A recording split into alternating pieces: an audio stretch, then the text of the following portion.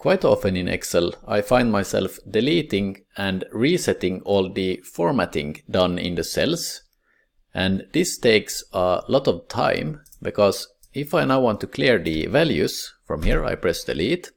And to clear the formatting, I would first delete the fill, then check if there was anything applied. Here is some italic, and here is bold. And I would also need to check for any font sizes. And this takes quite a lot of time. And what I instead would like to do is take a shortcut to clear this straight away. So we can use the Alt+H+E+A or Alt+H+E+A shortcut to do this. So if I press now Alt+H+E+A or Alt+H+E+A, you can see that the values disappeared, but also all the formatting.